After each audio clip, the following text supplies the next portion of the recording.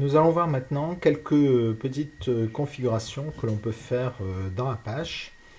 Alors, en particulier, eh bien, on va aller regarder où est-ce que se font ces configurations. Donc, elles se font dans le répertoire etc Apache 2. Et dans ce répertoire etc Apache 2, eh bien, on voit en fait toute une série de répertoires et de fichiers. On voit le répertoire contenant les modules que l'on peut rajouter à Apache. On voit ici le répertoire contenant des liens en fait vers les modules qu'on a rendus disponibles, donc qui sont en fonctionnement. On voit ici de la même manière les sites que l'on peut préparer. Donc ici il y a un seul site qui a été défini. Et puis ici on a le lien vers le site en question.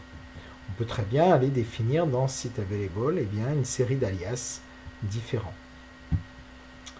Alors, l'idée ici, c'est de procéder à un paramétrage fin du serveur Apache, et en particulier de permettre à tous les utilisateurs du serveur bien, de disposer d'une racine pour déposer leur fichier. Actuellement, la racine est accessible via l'adresse localhost. J'aimerais bien, ce que je souhaiterais, c'est qu'elle soit accessible via une adresse de style comme ça, caron. Alors, vous voyez qu'actuellement, ce n'est pas le cas, c'est pas possible. Alors, pour le faire, il va falloir qu'on aille changer un petit peu le paramétrage d'Apache. Donc, la première chose à faire, c'est de se connecter en administrateur. Donc, c'est ce que je vais faire maintenant. Donc, je vais lancer un explorateur en administrateur. Dans cet explorateur, je vais aller configurer ici, justement. Je vais aller chercher donc ce qui m'intéresse. Et ce qui m'intéresse, ce sont ces deux fichiers-là pour lesquels je vais aller créer un lien. Voilà. Et celui-là. Ensuite, je prends ces deux liens et je vais aller les placer ici. Je les renomme.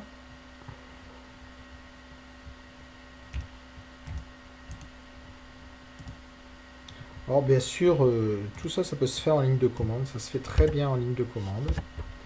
Mais je voulais vraiment vous montrer comment c'était possible directement. Alors, ils vont dire... Ah oui, mais en fait, je l'avais déjà fait. J'ai oublié de les enlever.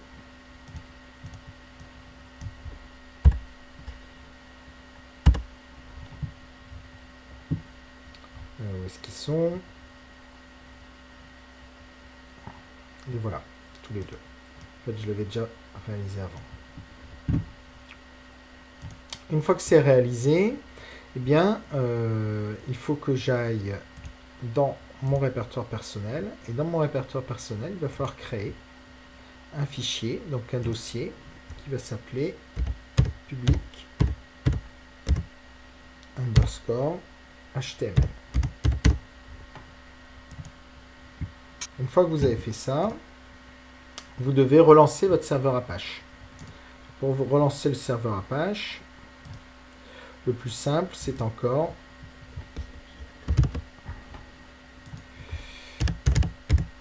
Apache 2 start, d'aller chercher la ligne de commande sur un serveur. Et donc là, moi, je suis sous Ubuntu et ma ligne de commande, la voilà.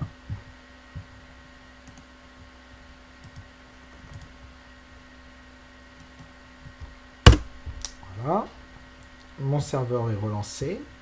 À partir de ce moment-là, eh bien, il ne me reste plus qu'à revenir sur cette page. Et maintenant, je me retrouve en fait, chaque utilisateur, à partir du moment où il a défini dans son dossier personnel, où il a défini eh bien, un répertoire qui s'appelle public HTML, tout ce qu'il va mettre dans ce répertoire public HTML eh bien, se retrouvera ici à la racine. Ça va lui créer une nouvelle racine de son serveur web. Donc supposons par exemple que je mette un fichier, un dossier, je supprime, un fichier Toto.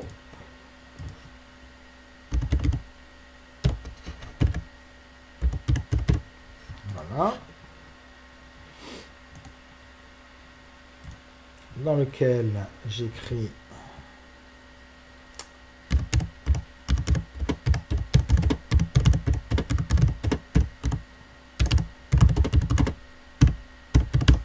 Toto. Alors bien sûr là ça va poser des problèmes UTF-8 comme d'habitude. Voilà, j'enregistre et